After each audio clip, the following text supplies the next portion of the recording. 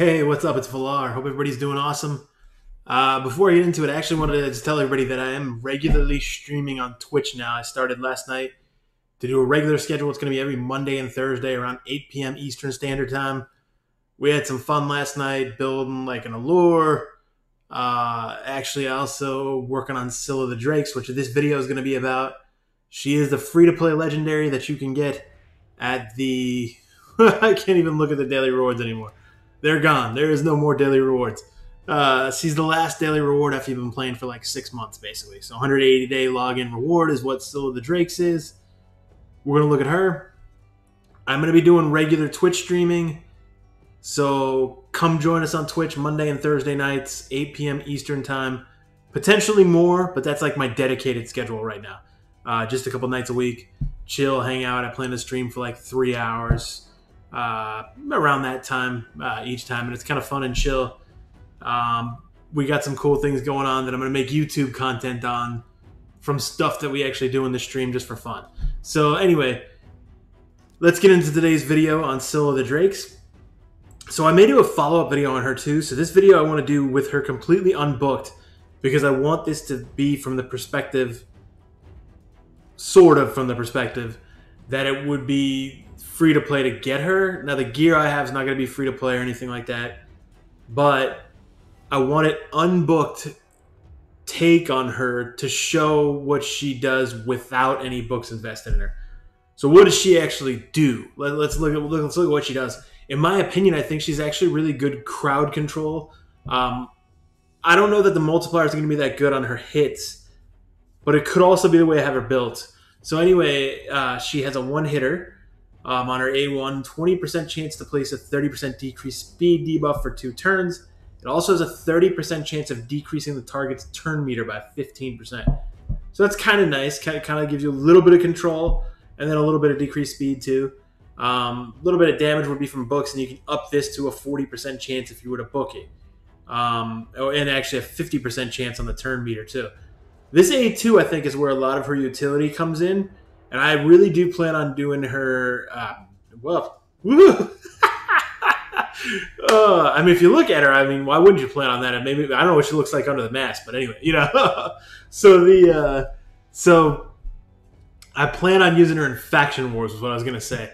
And tomorrow night, Faction Wars will actually be open for Barbarians. So no matter what, I'm probably going to do a Faction Wars follow-up video on her, with her potentially booked on Faction Wars too. So that will be probably part 2 of this. But anyway, her A2 is an AoE that hits twice with a 20% chance to place a stun on each hit. Has that chance. So you could probably get 1 or 2 stuns off.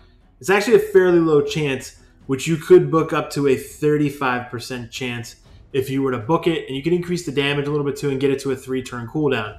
So ideally, if you were to book it, this might be the one ability you want to book, and this one as well. The A1 I don't feel provides that much value as far as like the decreased speed and stuff goes. I mean, the turn meter is nice, but it's a relatively low turn meter manipulation. So revives an ally with 50% HP and places a 50% ally protection buff on them for 2 turns, which you can book to a 4-turn cooldown. This is kind of clutch and kind of nice to have. So hopefully we can do a run where somebody dies and she actually does a res there. And she does have this other thing that provides her a little bit of nice utility too. So heals all allies by 10% of their max HP at the start of each turn though. So every turn she procs on here, she's going to actually heal passively the whole team. And also places a 30% increased speed buff on a random ally for 2 turns. So, all right, that's a little bit of RNG, but it's okay, fine, right? Not bad. So let's actually look what I did with her masteries. And we built her on stream, and I decided, yeah, let's go with defense and support, because ultimately I did want to get this where we get Fearsome Presence to actually increase the chance of placing the stun by 5%. And I'm going to show you in a minute too, I built her in stun gear as well. So her A2 has the stun on it. We got the Fearsome Presence, give her a better chance to get the stuns off. And then also the stun gear as well too. So I did want her to be able to place as many stuns as she possibly could, because I'd like to get more value out of her A2, especially in Faction Wars with controlling the waves. So this is actually, you know, go down and get the tough skin. I don't think this mattered that much, but okay, this is where, I kind of picked and choose a little bit here. Ultimately, it was just to get this. This is actually one I would go for, too, because of how our kit works, though.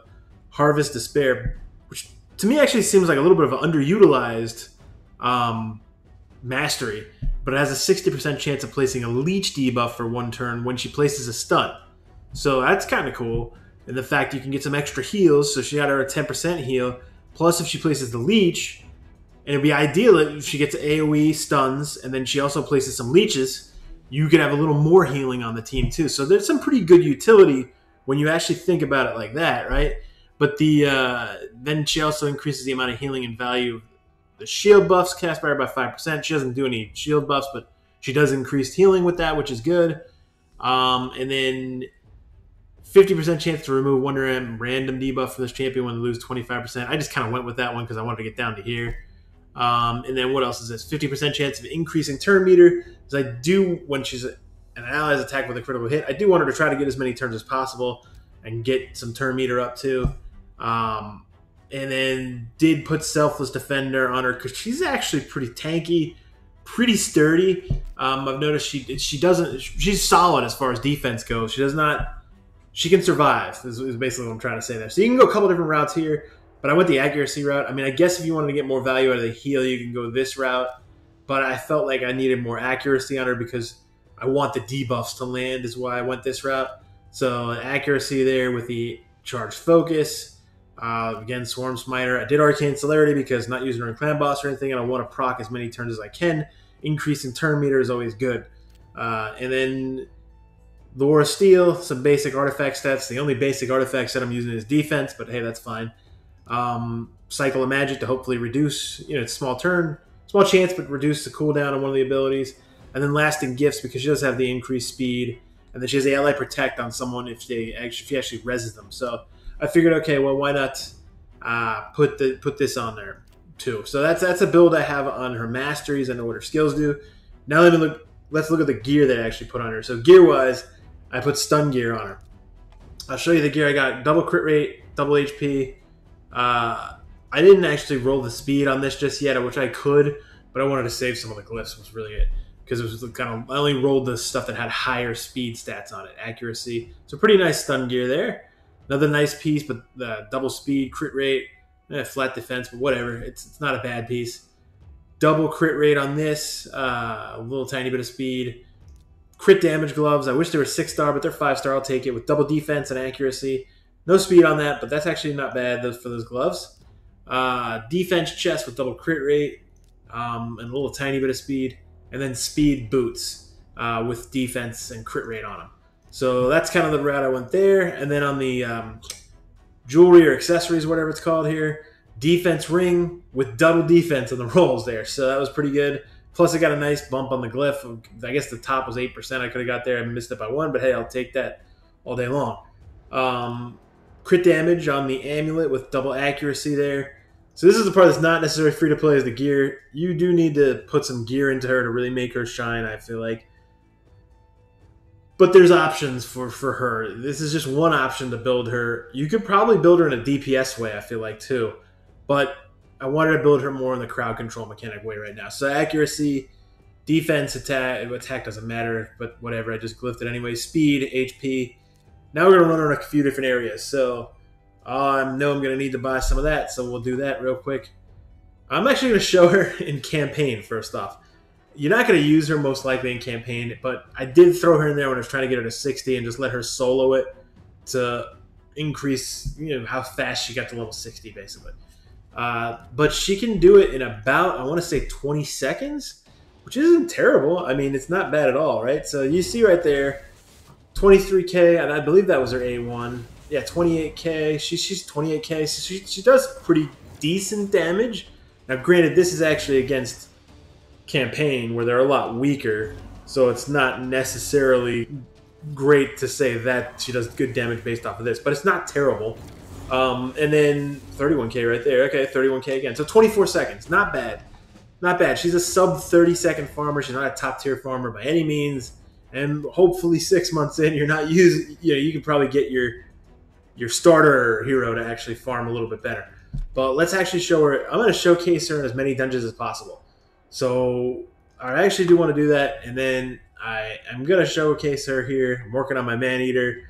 This is masteries, but I took out Xavier of all people because that's who I use here, and then just throw her in there. Why not? Let's have some fun, right? So this will take probably about a minute. I'm not running on unlimited FPS and all this stuff or whatever, and just because my computer will just roast like crazy when I do that. So anyway, she's pretty decent. Now this is actually not going to be that great of a showcase in Minotaur, but I want to show her. 29,000, not bad. But I'll show her in Dragon after this. So I think she's pretty good there. She's not top tier, but she's good. I mean, actually, nowhere do I feel like, maybe besides Faction Wars, because I have a feeling that's her really bright spot to shine, do I want to say she's top tier. I really actually personally feel like, just from playing around with her a little bit and testing her out, that she's actually sort of well balanced and like the perfect type of hero to get free to play. I mean, you can't really expect to get Bad Alcazar or like, Valkyrie or somebody completely free. Those are like the stuff everybody chases, right? That is completely top tier. But she's not trash. Why is the game freezing? Okay, the game was freezing there for a second. So she's not trash, but she's not god tier. I would actually consider her good. That's how, like she's good. She's not amazing, but she's good. I'd be like excited to get her actually. And then I sort of think if you have no other options, she's worth the books. Now this isn't a great idea what I did here, but I took out Kayamara because we're in Kayamara to do quick runs here, speed runs, about a minute. But I put her in just to see and say screw resetting the cooldowns. Right? Let's see what happens, and then see if she can stun some people here. It's not necessarily that big of a deal. 1, 2, 3, and leeches. Now, granted, it doesn't really matter that much in this capacity because you're nuking through the wave, right? But you can see the utility she provides with the leech and the stun. So that's actually what I wanted to use her for. So, and if you have that, it's kind of nice. And here's the thing too, like let's say this Tyrell dies right here. Somebody kills him, which I think will probably happen if he gets attacked by one of these Hordens again. Maybe not though, maybe not. But she'll res him up. And did we kill the wave? No, we didn't. But okay, I think we'll get through it. So no big deal there. All right, cool. I was gonna say if he died, she would res him and actually put the ally protect on and everything too, which is really kind of convenient. Like it's a single target, but it's pretty convenient in how it works. That when on one of the test runs I was doing, I did lose the Tyrell and she actually resed him, which was pretty cool. I actually sort of forgot that her ability actually did that, and then I was like, oh hey, I forgot she did res. So I mean, she didn't really slow us down all that much. We do about a minute run with Kymar in there. We're doing about 1:30, something like that right now. So not terrible. She's still pretty good. She's not great at. She's useless against the boss though. Just pure damage. That's it. But you see, damage wasn't that much. But she's not meant in my build for damage. She's meant for crowd control. Sell that. All right. Now we'll go to Golem with her. So hopefully in Golem we can actually see her hitting one of the waves and see how that actually works. Let's see. Maybe I'll slow it down here in the beginning. I'll put it on 1. See if we get any stuns. We got 1 stun. We only got 1 stun, but it did place the leech and the stun. So now anybody that hits this person is going to get healed too, which is cool. All right. I'll speed it up again. Hopefully I can show it again on the next wave. But there's the damage right there on the, I think that might have been the A2. But when she hits the twice on the A2 2-hitter, it's got a lower multiplier. I feel like her A3 has the highest multiplier, I want to say. Not her A3, excuse me. Her A1 has the highest multiplier. So, but it's not the worst. I mean, let's say, here we go. Okay, there was cool. So, I mean, Arbiter could do the res too, but Royal Guard died. She brought him back, and then she placed the Ally Protect on him, so it gives him some cover, which is nice, you know. And then boom, right there we got the stun, we got the leech, so we got through the wave. She did exactly what you want her to do right there, which I feel like her kit provides the most value building her this way.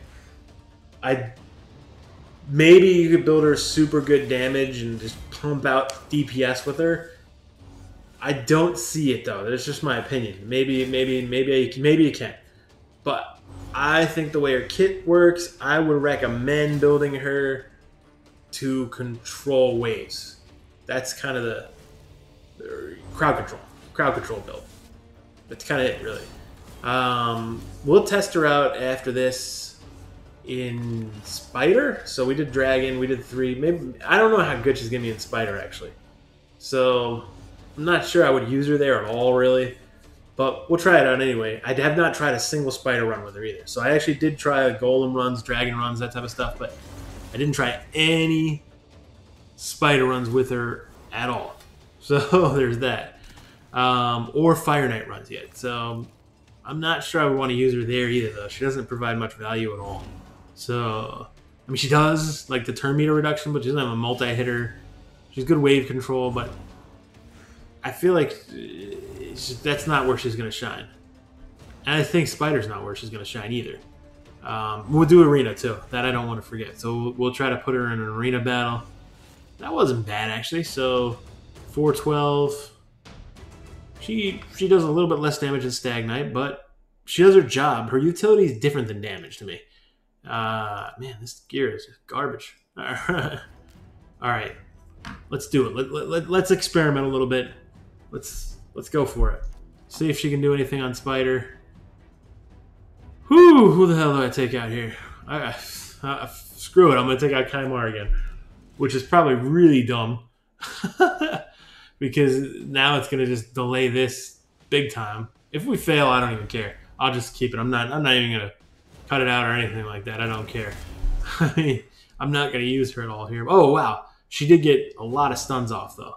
So that was actually good. That was really good with how many spiderlings she stunned right there. So it'll be a little bit of a slower run here because we're not using Kaimar. But that's all right.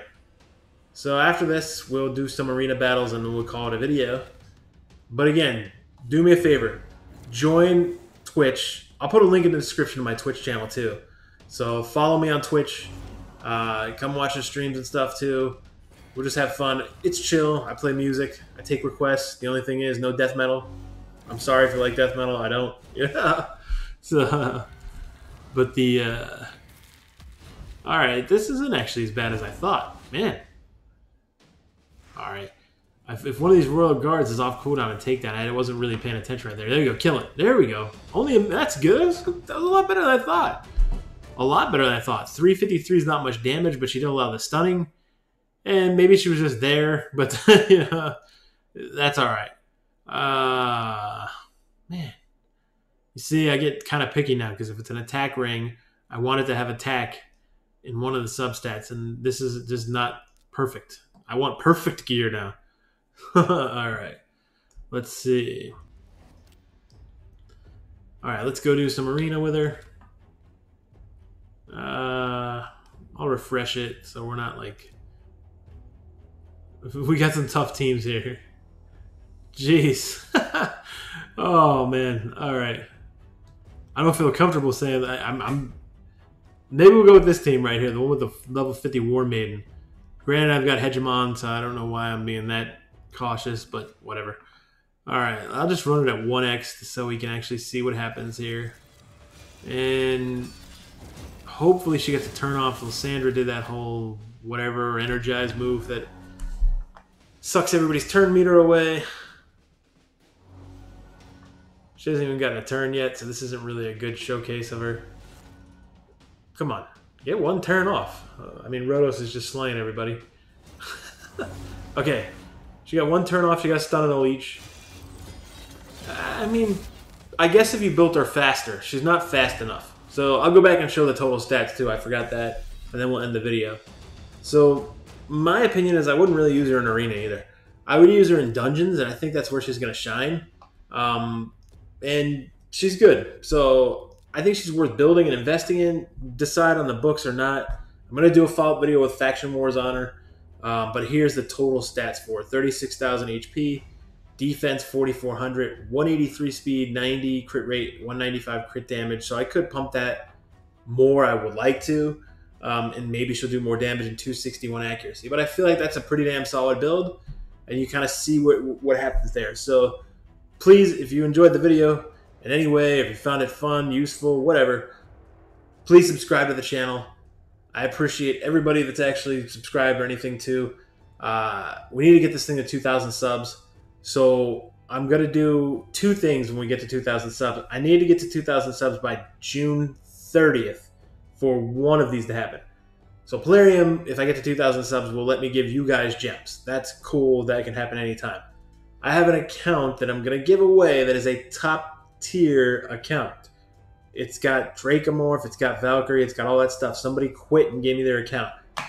The only way I'm giving it away is if I get to 2,000 subs by June 30th. And I'm at almost 1,700 now, so I need 300 subs in like 3 weeks. I think we can do that. It's not that hard to do.